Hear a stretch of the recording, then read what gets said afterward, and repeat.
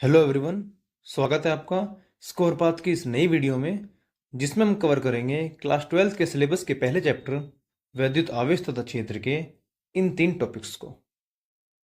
इस वीडियो में हम देखेंगे वैद्युत क्षेत्र क्या होता है, वैद्युत बल रेखाएं क्या होती है, एंड लास्ट में बिंदु आवेश के कारण वैद्युत क्षेत्र की तीव्रता के लिए व्यंजक प्राप्त करेंगे। चलिए बिना देरी किए शुरू करते हैं वैद्युत क्षेत्र यानी कि इलेक्ट्रिक फील्ड से। इसके लिए सपोज हमारे पास एक क्यू आवेश है। हम जानते हैं कि यह आवेश दूसरे आवेशों पर एक वैद्युत बल लगाता है, लेकिन जैसे जैसे इन आवेशों की दूरी बढ़ती जाती है, इस बल का मान कम होता जाता है और एक पर्टिकुलर दूरी के बाद दूसरे आवेशों पर इसकी वजह से बल लगना बंद हो जाता है। इसका मतलब यह हुआ कि इस आवेश के चारों तरफ इसका अपना एक क्षेत्र है, एक फील्ड है, जिसके अंदर अगर कोई दूसरे आवेश रहेंगे तो ही उन पर बल लगेगा। इस क्षेत्र के बाद किसी आवेश पर इस आवेश की वजह से कोई बल नहीं लगेगा। इसी क्षेत्र को, इसी फील्ड को, जिसके अंदर कोई दूसरा आवेश वैद्युत बल का अनुभव करते हैं, इस आवेश की इलेक्ट्रिक फील्ड यानी कि वैद्युत क्षेत्र कहलाता है। देखते हैं वैद्युत क्षेत्र की परिभाषा क्या होती है। किसी वैद्युत आवेश के चारों ओर का वह क्षेत्र जिसमें कोई अन्य आवेश वैद्युत बल का अनुभव करता है, वैद्युत क्षेत्र कहलाता है।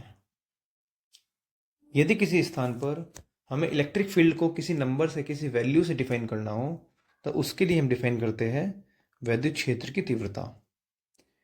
किसी भी बिंदु पर वैद्युत क्षेत्र की तीव्रता निकालने के लिए धन परीक्षण आवेश की ज़रूरत पड़ती है। धन परीक्षण आवेश क्या होता है? एक ऐसा आवेश जो कि बहुत छोटा होता है, जिसकी अपनी कोई इलेक्ट्रिक फील्ड नहीं होती। जिस भी बिंदु पर इलेक्ट्रिक फील्ड की वैल्यू निकालनी है, उस बिंदु पर धन परीक्षण आवेश पर लगने वाले बल तथा उस धन परीक्षण आवेश के मान के अनुपात को उस बिंदु पर इलेक्ट्रिक फील्ड की तीव्रता कहते हैं। चूंकि बल एक सदिश राशि है और आवेश एक अदिश राशि है, इसलिए वैद्युत क्षेत्र की तीव्रता भी एक सदिश राशि होगी। अगर हम मात्रक की बात करें तो बल का मात्रक न्यूटन और आवेश का मात्रक कूलॉम होता है, इसलिए वैद्युत क्षेत्र की तीव्रता का मात्रक न्यूटन प्रति कूलॉम होगा। वैद्युत क्षेत्र की तीव्रता का विमीय सूत्र क्या होता है? इसके लिए बल का विमीय सूत्र जो कि mlt-2 होता है, डिवाइडेड बाय आवेश का विमीय सूत्र जो कि AT होता है। कैलकुलेशन करने पर m l t-3 a-1 वैद्युत क्षेत्र का विमीय सूत्र ये होता है। अब हम देखते हैं वैद्युत बल रेखाएं क्या होती है। वैद्युत क्षेत्र को जिन रेखाओं से प्रदर्शित करते हैं उसको बोलते हैं वैद्युत बल रेखा। वैद्युत बल रेखा निकालने के लिए हम धनावेश के चलने की दिशा देखते हैं। जिस भी दिशा में धनावेश चलेगा वही बल रेखा कहलाती है। चलिए इसको हम समझते हैं उदाहरण के साथ।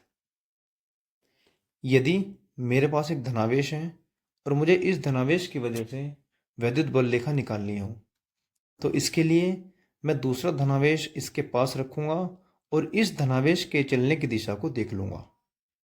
इस धनावेश के चलने की दिशा किधर होगी? बिल्कुल, ये आवेश इस आवेश को प्रतिकर्षित करेगा और इसको दूर ले जाने की कोशिश करेगा। यदि कोई दूसरा आवेश यहाँ पे रखा जाए तो ये आवेश इसको भी दूर ले जाने की कोशिश करेगा।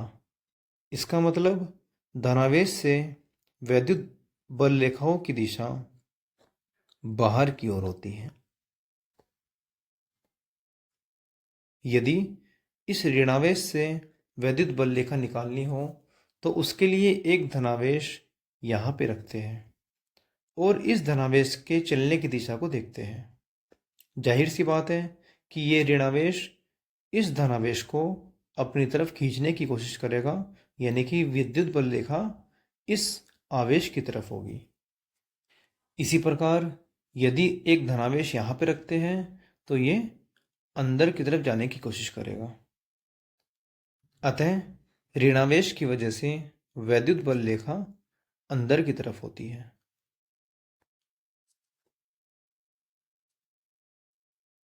यदि दो आवेश धनावेश और ऋणावेश एक दूसरे से पास पास रखे हो तब वैद्युत बल रेखा कैसे खींचते हैं? उस स्थिति में वैद्युत बल रेखा धनावेश से बाहर की तरफ और ऋणावेश की ओर होती है। धनावेश से बाहर की तरफ और ऋणावेश की ओर। ध्यान रहे, वैद्युत बल रेखा धनावेश से बाहर की तरफ निकलती है और ऋणावेश की तरफ जाती है। चूंकि वैद्युत बल रेखाएं धनावेश के चलने की दिशा होती है, अतः किसी भी वैद्युत बल रेखा पर हम धनावेश के चलने की दिशा को, यानी कि धनावेश पर लगने वाले वैद्युत बल की दिशा को निकाल सकते हैं।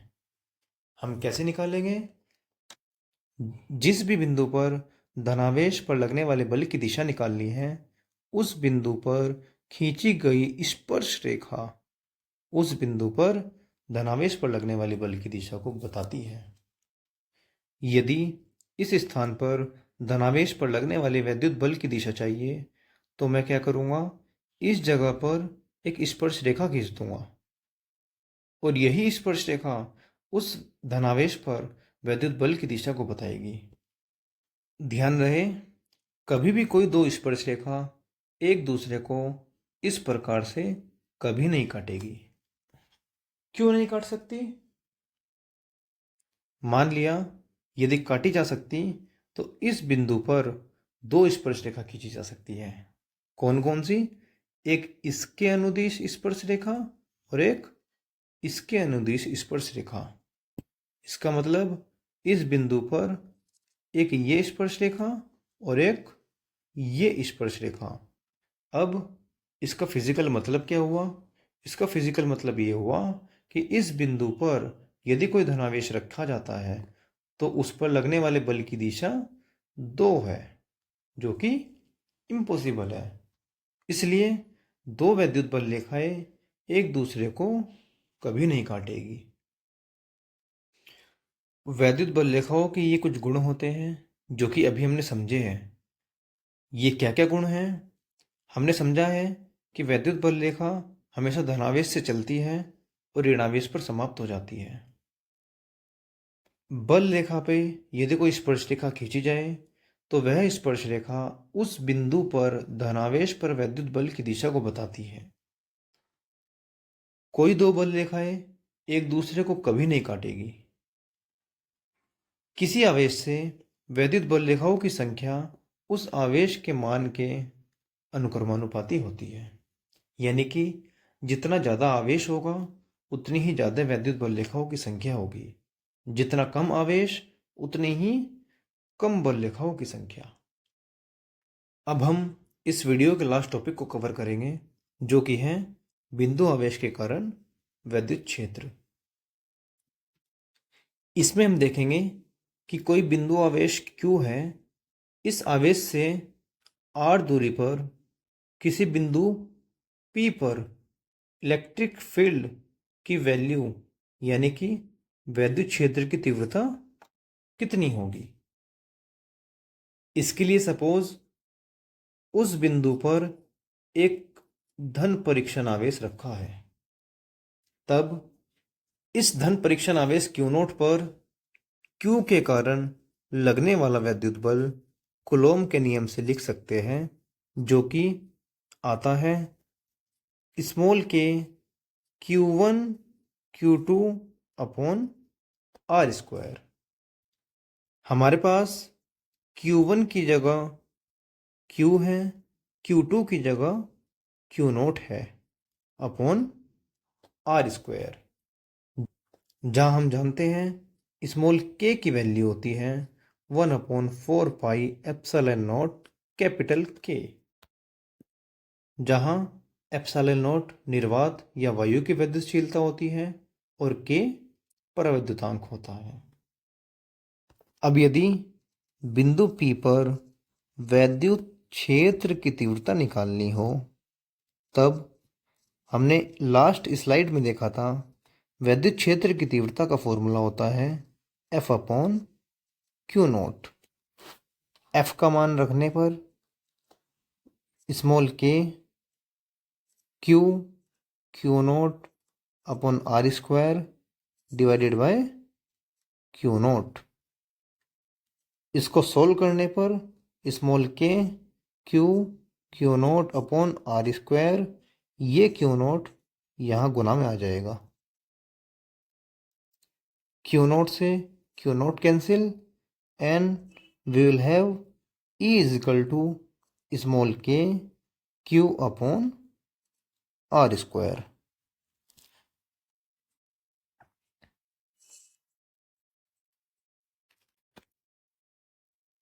यह Q आवेश से R दूरी पर इलेक्ट्रिक फील्ड की वैल्यू यानी कि विद्युत क्षेत्र की तीव्रता का व्यंजक है।